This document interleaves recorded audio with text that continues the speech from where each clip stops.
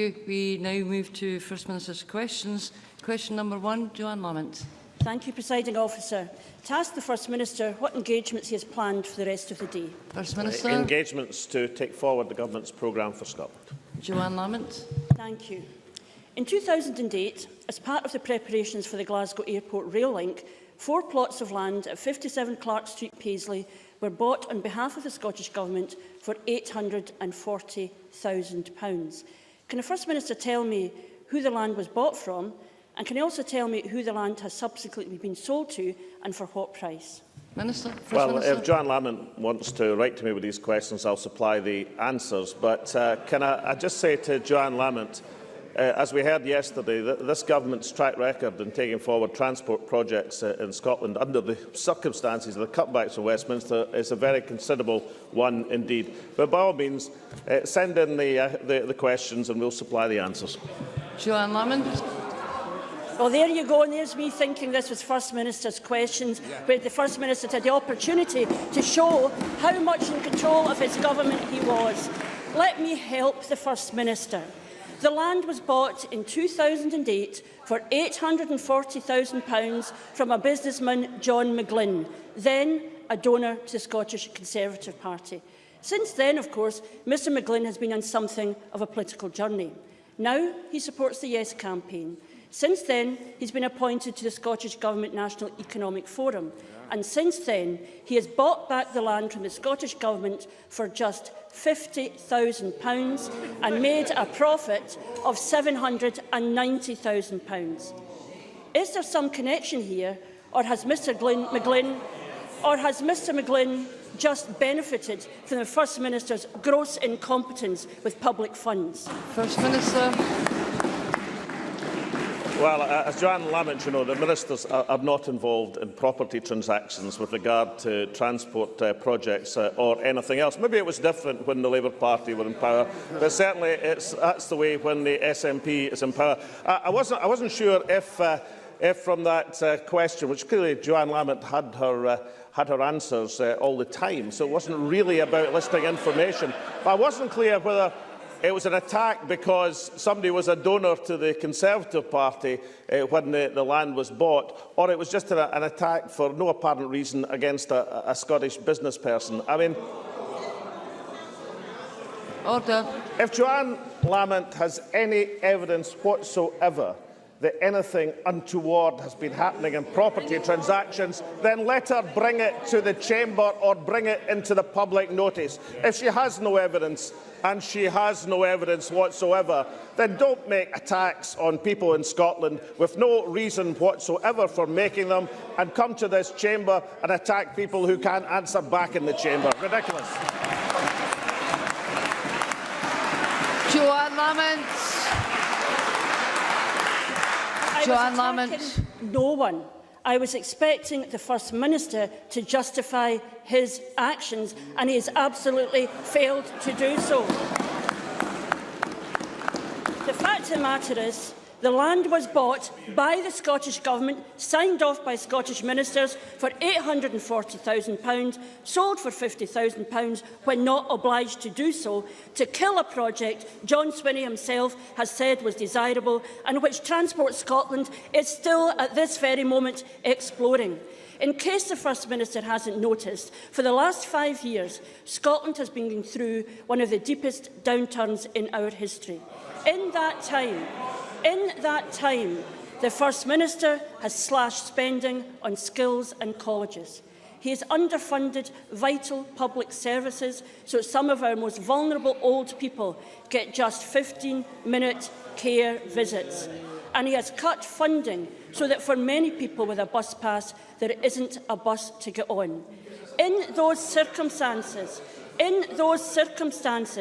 how does the First Minister justify buying a piece of land for £840,000 and then selling it back to the person he bought it from for just £50,000? What was the First Minister thinking of? First Minister. First Minister, or no other minister was involved in the property transactions she speaks of. These are not conducted by ministers in this government. I don't know if the practice was different in the last Labour government. I suspect it wasn't. The purpose of Joanne Lamont seems to be to smear a perfectly respectable Scottish businessman for no apparent reason, and she doesn't like his politics then or now, for that matter. I don't really think that is the way that a political leader should behave in a parliamentary chamber. So now, if Joanne Lamont wants to talk about what she occasionally says the real issues, then let's talk about the real issues. This government has given an unequivocal commitment to universal services and benefits, the mark of the Parliament over these last 14 years. It is Joanne Lamont who, as I understand it, wants to cut people's bus passes, wants to stop the free access to higher education, has put a question mark over free personal care of the elderly. These are matters which, as I understand it, are being considered by her Cuts Commission as part of the Something for Nothing society that she outlined only a year ago. As we said in our programme, we believe in a something for something society in Scotland. We believe these benefits to people in Scotland are well justified, and I think the people of Scotland want to hear about these substantive policies, not totally unfounded smears on a Scottish business person. Joanne Lamont.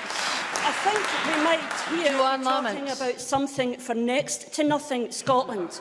And I am not addressing the question of the businessman who benefits. I am asking the First Minister to take responsibility for what was done by his government. You are a government after all, and all this displacement activity we got here might make the First Minister feel better for just now to get him through the moment, but when he's done with that, he will still have to ask this serious question, because I don't think the First Minister, even at this stage, understands how serious this is. I am asking a simple question. How did we get in a situation where a piece of land was bought with taxpayers' money for the guts of £1 million and sold back to the same person a few years later for just a fraction of that? There are people watching this at home who are struggling to pay the bills or put food on the table. They have to account for every penny they spend. Can the First Minister explain to them either why it's got nothing to do with him or how he managed to buy a piece of land with their money for £840,000 and sold it for just 50? First Minister. Neither the valuations for land on purchases or sale are made by Scottish Government ministers, as Joanne Lamont perfectly well knows. Now, if it wasn't, as she said, an attempt to smear a Scottish business person, then why did Joanne Lamont casually mention or read out that he was a donor to the Conservative Party? Why did she say he was on a political journey? Why did she say he was appointed to the Scottish Government Economic Forum? What was that about if it was not a fairly blatant attempt to smear a perfectly respectable Scottish business person in Scotland? So I think people watching will be rather interested and concerned. Are they going to keep their bus passes under Labour? Well, we don't know. The Cuts Commission is still considering. Is Joanne Lamont going to reintroduce tuition fees for Scottish students?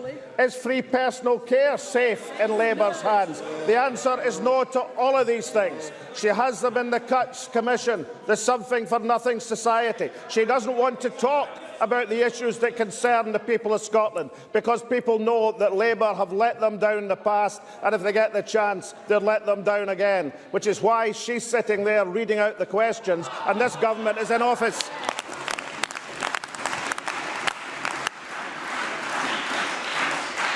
Question 2, Ruth Davidson. Thank you, Presiding Officer. To ask the First Minister when he'll next meet the Secretary of State for Scotland. First Minister. No plans, near future. Ruth Davidson. When the First Minister announced his flagship non-profit distribution model in 2010 for big building projects, he promised to invest £686 million this financial year. If you're flicking through your notes, it's page 173 of yesterday's draft budget. Last year, the government had to admit that actually they'd deliver less than half of that at £338 million. And that figure has been revised again. So can the First Minister tell the Chamber what the current estimate for MPD spending on building projects is for 2013-14?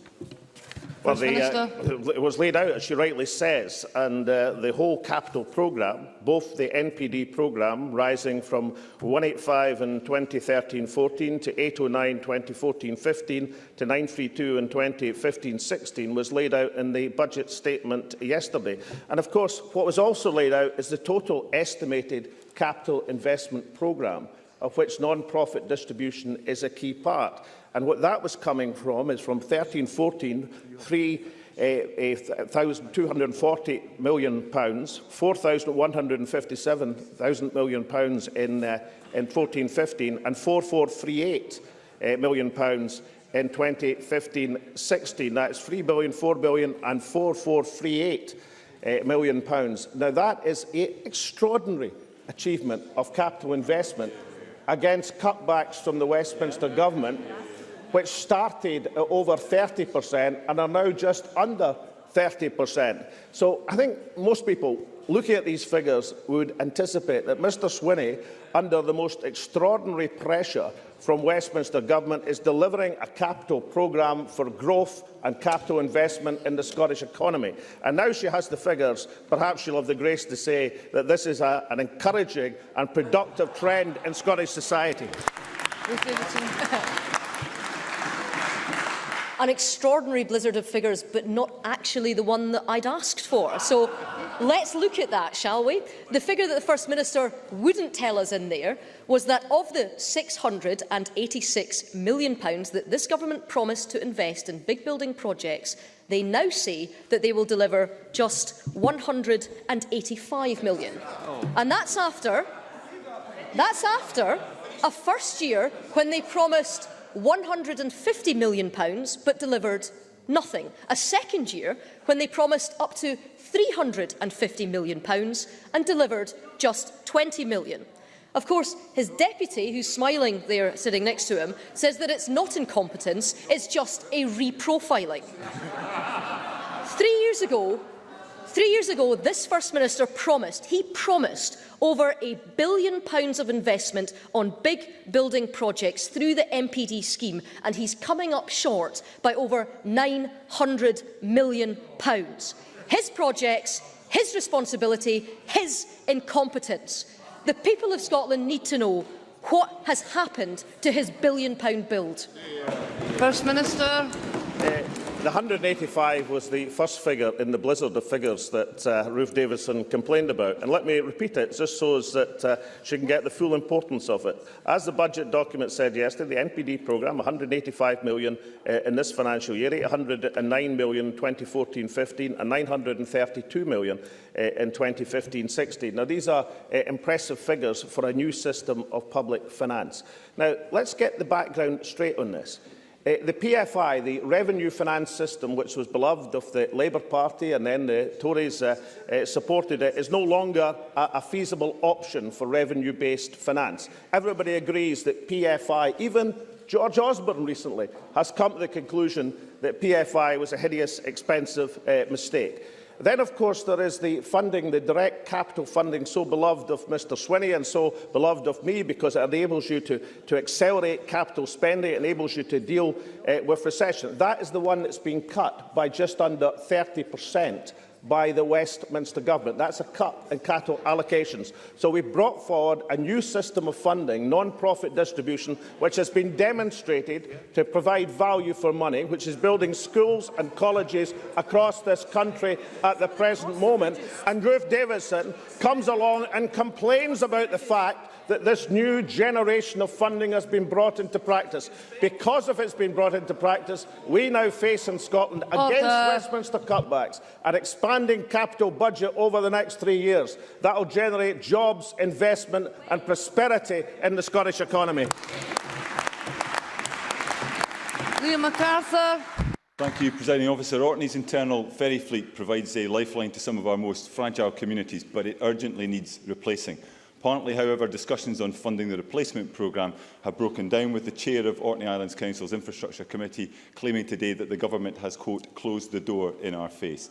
With Orkney set to be the only area where ferry services have actually been cut, does the First Minister understand why his government has been accused by Orkney Islands Council this morning of treating my constituents with contempt? And will he now instruct his Minister and Transport officials to get back round the table and agree a practical way forward so that those living in the inner and outer isles in my constituency are not held to ransom by his government's stubbornness? First Minister. Well, the premise of the question is not correct. With these discussions, and Nicola Sturgeon would be delighted to meet the constituency MSP. The Government's investment programme in ferry services is a very, very considerable one indeed, and I encourage him to have that meeting as we take forward these discussions. Neil Findlay. Given that in the last few weeks 2 hospital wards in my region have already had to close this year to deal with norovirus, why is the Finance Secretary taking £10 million from the budget to support hospital cleaning? First Minister. Well, I think the member would do well to look at the achievements in the reduction of hospital-acquired infections over the last few years, which have dropped by dramatic sense in terms of the recorded figures.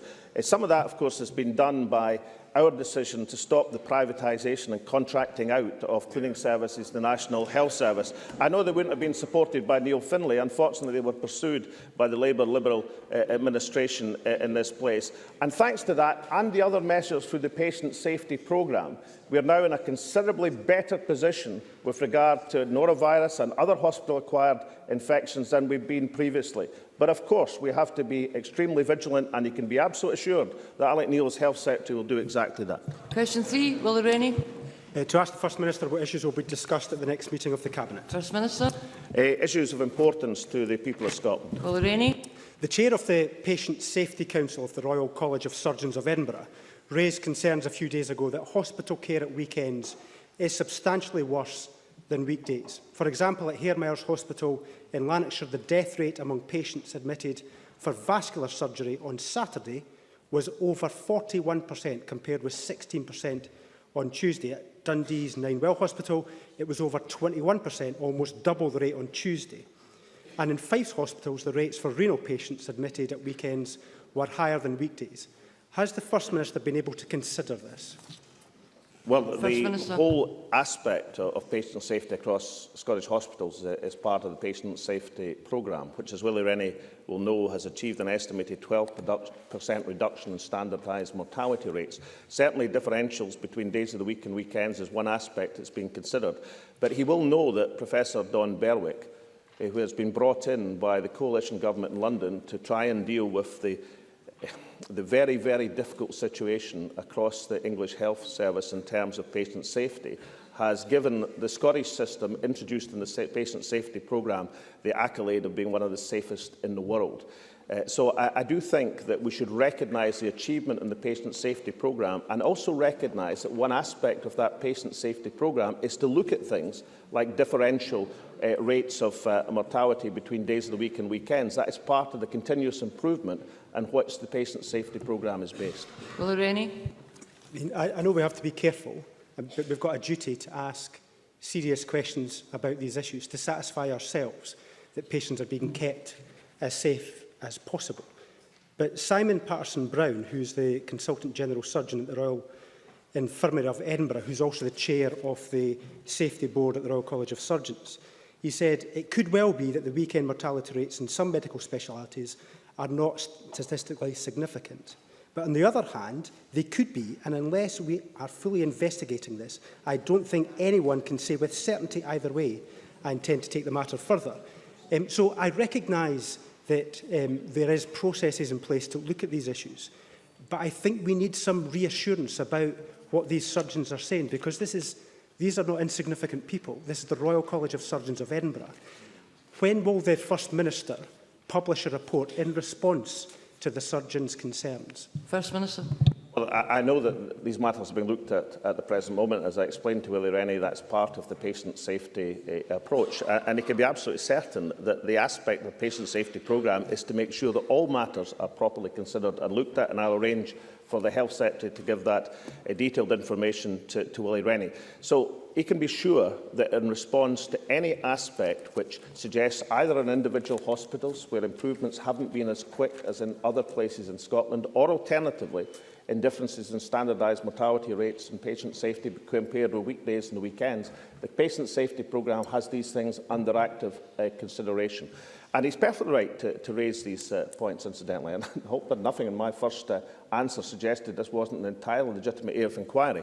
But what I would expect is that Willie Rennie, when he looks at the achievements of the patient safety programme, he looks at the fact that I think 9 out of the 10 recommendations that the Berwick review suggested to try and address some of these questions in hospitals across England, that 9 out of 10 of these recommendations are already in place in Scotland because of that patient safety programme, then he will give genuine credit to the efforts of those in the health service. And it's not just the administrators at the top of the health service, but the nurses, doctors, the consultants, the workers throughout the health service who have brought that impressive improvement in standardised mortality rates through in Scottish hospitals and the Scottish Health Service. So, yes, ask the questions of worrying statistics and opinions of reputable doctors. Yes, absolutely. But acknowledge the general improvement that the patient safety programme has brought to the Scottish Health Service, because that's something in which all of us should share as Scotland's national health service, our public health service, performs so well for the people of Scotland. Question number 4, Kenneth Gibson. To ask the First Minister what action the Scottish Government is taking to encourage fostering. First Minister. Well, the Government works closely with the fostering network to encourage and support people in becoming foster carers. We have provided £1 million of funding to support their work running campaigns such as Foster Care Fortnight. This not only raises awareness of fostering, but also provides a focus for fostering agencies locally to run recruitment campaigns. The impact of these efforts can be seen in the increase in the number of fostering households from 3,092 in 2008 to 3,989 this year, which is a significant and welcome rise. Kenneth Gibson. Thank the First Minister for his answer. Does he agree that one reason why we do not have as many people coming forward as potential foster parents is because of myths about the people it is commonly believed would not be considered as suitable foster parents, such as those in rented accommodation, same-sex couples, over 55s and people not in full-time employment? Given the rise in the number of children requiring fostering and the enriching experience it can provide for child and foster parent alike, does he agree that it is vital to support campaigns such as Action for Children's Fostering Myth-Busting Academy, detailed on its website? First Minister. I mean, yes, I do. And I like the Action for Children's description of the myth-busting campaign, because I think it has real impact, and we support that and endorse that, as well as other local campaigns, such as Glasgow's recent award-winning campaign, which focused on recruiting from a diverse population. Foster carers offer vulnerable people a safe, caring and stable home. We should do all that we can to encourage more people into fostering, and I hope that this particular campaign will see an even larger rise in fostering households next year. Jane Baxter. Thank you, Presiding Officer.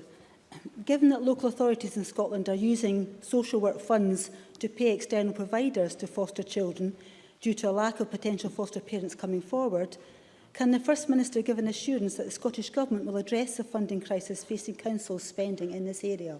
First Minister. Well, I think the best methods that we can do is to make sure we see a continuing increase in the number of fostering households come forward. That seems the best possible action. But of course, we discuss with local authorities at all times the best way of meeting these important social obligations. Bob Doris. Presiding Officer, kinship carers do a tremendous job supporting some of our most vulnerable children. Can I ask the First Minister what progress is being made to better support them, including moving towards parity of support with foster carers? Well, it's abundantly clear that the benefit system is failing kinship carers. That's why, of course, we legislated to recognise kinship care for the very first time, and we backed that with significant funding for local authorities to support carers. On 18 September last year, we announced a review of financial support to kinship carers to try and tailor support and tackle inconsistencies across Scotland. And these inconsistencies cause a great deal of angst to kinship carers. We aim to publish the findings of that review by the end of this year. Question number 5, Jackie Baillie. To ask the First Minister what action the Scottish Government will take to address child poverty in light of the findings in the annual report for the Child Poverty Strategy for Scotland 2013. First Minister. Well, any child living in poverty in Scotland is one too many, and it's encouraging, therefore, that relative child poverty is reduced from 21% in 2006-7 to 15% in 2011-12. The Government is committed to going further. We'll be publishing a revised poverty strategy in the spring, which will stress the focus on maximising household incomes and improving children's well-being and life chances. That will be backed by significant funds, including the £272 million collective investment in early years change funds, the £33 million we have committed, of course, to the Scottish Welfare Fund. But every single one of us should be aware that these figures on child poverty are taking place against a backcloth of welfare changes, many of which are bearing hardest and firmest against households with children. Jackie Baillie. Can I agree with much of what the First Minister has said, but the Child Poverty Report tells us that the progress made by Labour in slashing child poverty has now stalled, and I think we all agree that more needs to be done. Does the First Minister therefore agree with the words of John Dickey of the Child Poverty Action Group when he said, "It is absolutely critical that government in Scotland moves beyond describing existing policies and sets out how actions that can be shown to reduce child poverty are ratcheted up and rolled out across the whole country?" What new action will the First Minister and his government take now to tackle child poverty? First Minister. Well, Jackie Baillie should acknowledge the £272 million collective investment in early years change fund is a significant new action, but John Dickey and no other expert on child poverty would deny that you can divorce the impact of welfare changes bearing down upon families from achievements in terms of child poverty. And given the straitened financial climate that we've been experiencing over the last few years, the reduction in relative child poverty from 21% in 2007 to 15% now is no mean achievement against that background. But of course, it doesn't go far enough. And this is why I have a real puzzle with Jackie Baillie's question. She's aware, she must be aware, that if you consider things like the children's child tax credit, working tax credit, the analysis of these welfare changes showed that 88% of the reduction, which the average, I think, was £700 per family, 88% bore down on families with children. That is what's happening under the UK Government's welfare changes at the present moment. And therefore, I find it incomprehensible when Jackie Baillie was in Newsnight on the 3rd of September that she managed to make the statement, you're not saying, she said, that you cannot develop a social security system in Scotland.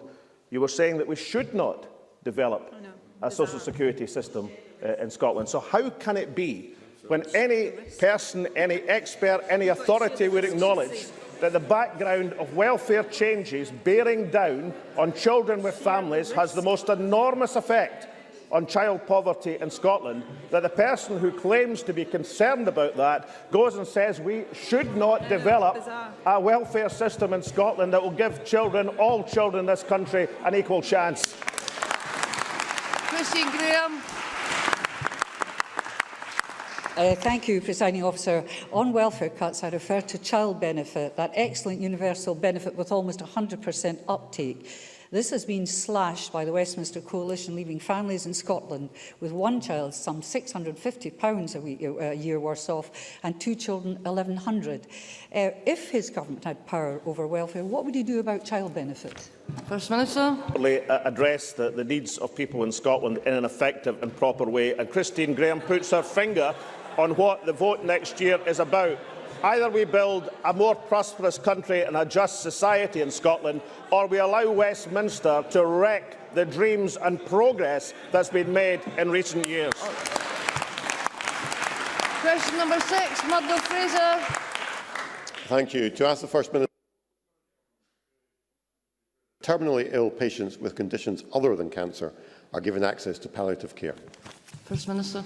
Well, the Scottish Government is committed to ensuring that compassionate, high-quality palliative and end-of-life care is provided for anyone who requires it, regardless of their underlying condition.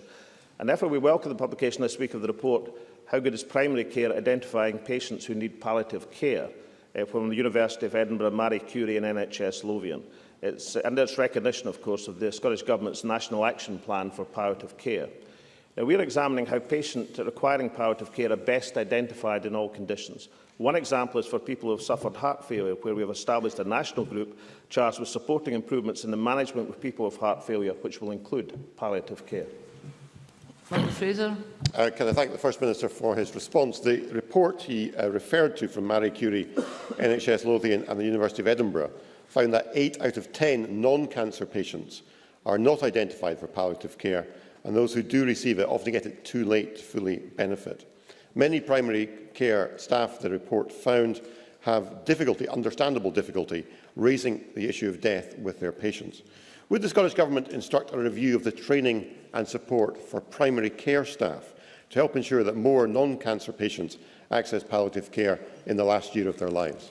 First Minister. Well, that's a constructive suggestion, and I'll certainly see that it's considered. But I know that Murdo Fraser knows the report made 4 specific recommendations. One that he mentioned about the taboo around talking about death and the suggestion that the Scottish Government should lead a public discourse on that important subject. We agree and we welcome support for that initiative.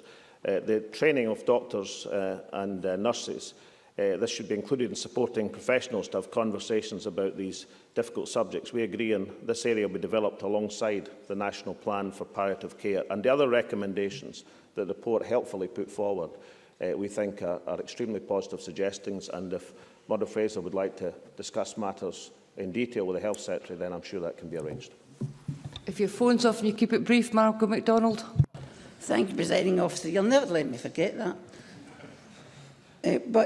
For the Government, a serious question: would you undertake to commit the commitment to patient autonomy, as for a very small number of people suffering from degenerative conditions such as MS or Huntington's, even with palliative care, the best of palliative care, they can find their existence to be unacceptable, and therefore would have the right to ask for assistance to end their life because they have had enough?